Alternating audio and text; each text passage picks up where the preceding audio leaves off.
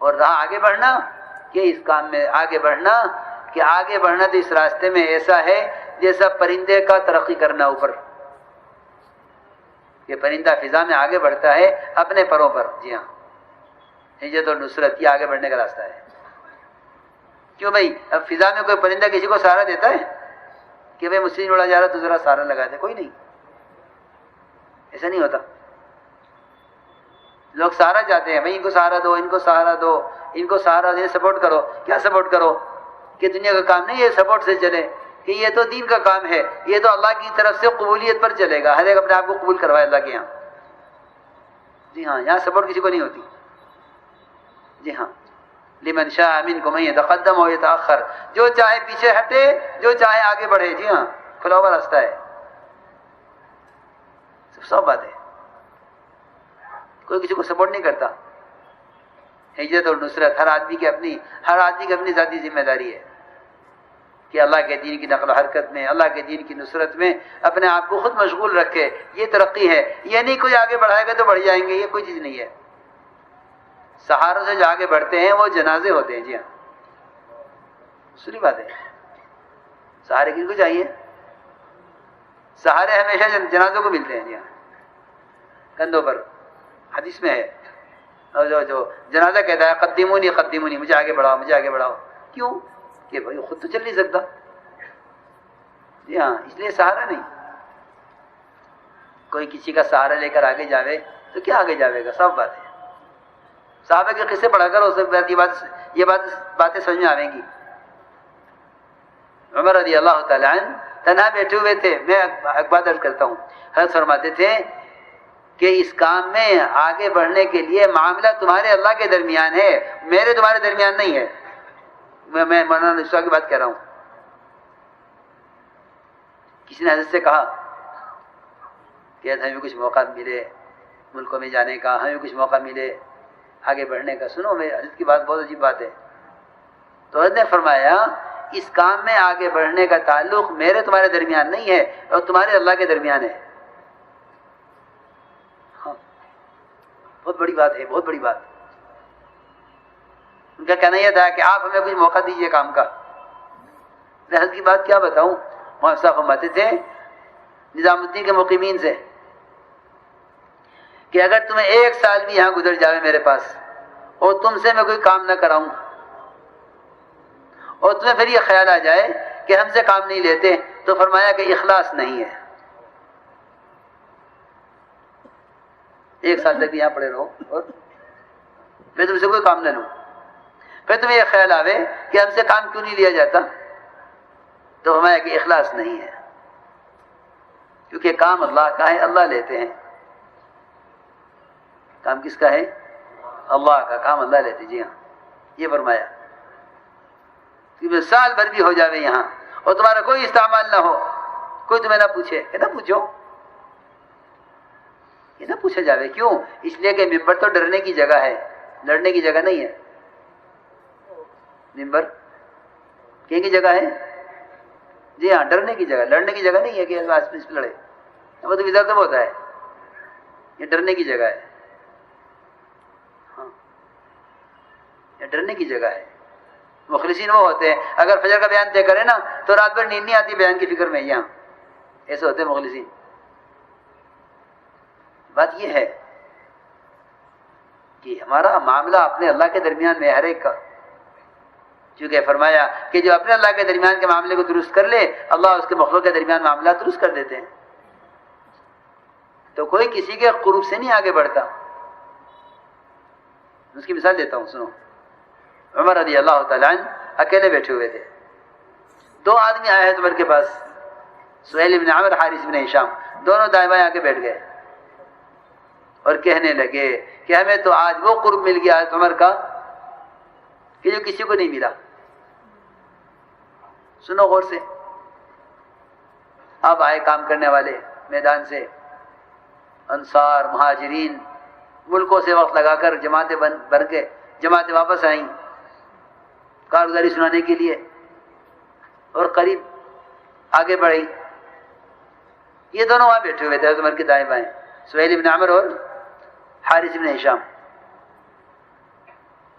حضرت عمر نے فرمایا سہیل ذرا پیچھے ہٹو، یہ جماعت آئی ان کو آگے لے جاؤ، آگے آگے، یہ پیچھے ہٹ گئے. حارث تم ذرا پیچھے ہٹو، دیکھو یہ جماعت آئی ہے کام کر کے فلاں ملک سے. ہاں بھیا آگے آؤ، کیا کر کے آئے؟ اب لوگ آنے شروع ہوئے باہر سے، کام کرنے والے، اور جو بھی آوے وہ ان کو پیچھے ہٹا. بھائی صاحب آپ کون ہیں، کہاں سے، ذرا پیچھے ہٹ جاؤ. ہاں کہ وہ تو محنت کے میدان میں ہوتے تو لوگ پہچانتے، کام کرنے والے کے ساتھ تو تھے نہیں ہے. حضرت عمر کا قرب تو مل گیا ان کو، لیکن کام کے میدان میں تھے نہیں. تو جو بھی آوے وہ انہیں پیچھے ہٹاوے. روایت میں ہے ان کے لیے کمرے میں گنجائش نہیں رہی، یہ دروازے سرکتے سرکتے سرکتے دروازے سے باہر نکل گئے. روایت اسی طرح ہے. باہر نکل کے ایک نے کہا دوسرے سے دیکھو ہمارے ساتھ کیا ہوا، ہم کہاں تھے کہاں پہنچ گئے. ہاں اس پر صحابہ تھے. دوسرے نے جواب دیا دیکھو یہ بات یاد رکھو، امیر پر اس کا کوئی الزام نہیں ہے، اس کا الزام امیر پر نہیں ہے، اس کا الزام ہمارے اپنے اوپر ہے. اگر ہم ان کے ساتھ محنت کے میدان میں ہوتے تو آج تمہارا ہمیں بھی قریب کرتے، ہم سے بھی پوچھتے کیا کر کے آئے، اور یہ بھی ہمیں پیچھے نہ کرتے، یہ بھی کہتے ہمارے ساتھی ہیں کام کر کے آئے ہمارے ساتھ. ہم کیونکہ محنت کے میدان میں نہیں تھے اس لیے کام کرنے والے ہمیں پہچانتے نہیں ہیں. فرمایا ایک دوسرے سے کہ نہیں امیر پر کوئی الزام نہیں ہے. چنانچہ حضرت عمر کی مجلس ختم ہوئی، لوگ سب چلے گئے تو یہ دونوں پھر آئے اندر. پھر آیا آ کر حضرت عمر سے کہا امیر المومنین یہ کیا ہے، جو کچھ یہ ہوا ہے ہمارے ساتھ اس کا الزام ہم پر ہے، آپ پر کوئی الزام نہیں ہے. حضرت عمر نے فرمایا کہ بلایا گیا تمہیں بھی ان کو بھی، یہ آگے بڑھے تقاضوں میں اور ملکوں پہ گئے تقاضوں میں، اور تم محنت کے میدان میں آئے نہیں. تو اس پر ان دونوں نے کہا مومنین جو گزر گئی تو گزر گئی، جو ہو گیا وہ ہو گیا.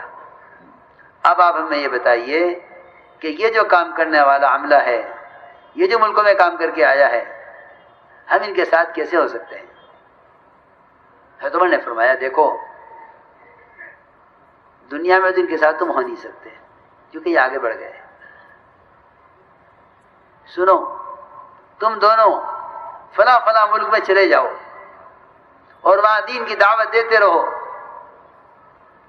پوری زندگی وہاں گزار لو، اور اسی ملک میں تمہاری دونوں کی وفات ہو جاوے تو مجھے امید ہے کہ شاید حشر تمہارا ان کے ساتھ ہو جاوے. یہ تمہارے نے جواب دیا. چنانچہ ایسے ماننے والے اسی وقت دونوں کے دونوں حضرت عمر سے رخصت ہوئے. حضرت عمر نے ایک فلاں ملک میں ان کا رخ بنایا کہ جاؤ وہاں جا کر کام کرو. وہ دونوں صحابہ اسی علاقے میں جا کر وہیں جا کر مدفون ہوئے. یہ فرمایا حضرت عمر نے کہ دنیا میں تو وہ تم سے سبقت لے گئے، اگر تم اس راستے میں فلاں ملک میں کام کرتے کرتے مر جاؤ تو مجھے امید ہے کہ قیامت میں حشر ان لوگوں کے ساتھ ہو جائے گا. تو میرے دوستو عزیزوں بات اصل یہ ہے کہ یہ پورا مجمع عزم کرے کہ ہمیں اس کام کو کام بنا کر کرنا ہے، اور اس مزاج کے ساتھ جس طرح عرض کیا ہر ایک اپنے آپ کو پابند کرے، ہر ایک اپنے آپ کو پابند کرے. اور ملکوں کے تقاضے تمہارے سامنے ہیں، یہ سارے ممالک آئے ہوئے ہیں، صبح شام ہمارے کان کھاتے ہیں، صبح شام تقاضا کرتے ہیں جماعتیں چاہیے، ملکوں کے لیے جماعتیں چاہیے، ملکوں کے لیے جماعتیں چاہیے. اور میں حیران ہوں کہ 4 مہینے لگایا ہوا دلی کا نوجوان 4 مہینے لگایا ہوا اب تک ملک میں نہ گیا. مجھے تو حیرت ہے اس پر کہ 4 مہینے لگایا ہوا اب تک کسی ملک میں کیوں نہیں گیا. سمجھتے تھے اس کام میں جو آدمی وقت لگا لے اور عالم کا فکر پیدا نہ ہو، سمجھ لے کہ اسے اس کام سے کوئی مناسبت نہیں ہوئی. اس کام سے مناسبت کا تقاضا یہ ہے کہ یہ سارے عالم کو اپنے محلے کی طرح اور اپنے محلے کو سارے عالم کی طرح سمجھے. اس لیے دوستو عزیزوں مسئلہ اپنی ذات کا نہیں ہے، صرف ساری دنیا سارے عالم میں بکھری ہوئی امت، اس کی ذمہ داری اسی امت پر ہے کہ پوری کی پوری امت ایک جسم کے اعضا کی طرح ہے. پیر کے انگوٹھے کا زخم پیر کا نہیں ہے، یہ تیرے بدن کا زخم ہے، تیرے بدن کا زخم ہے. حدیث میں صراحتاً فرمایا کہ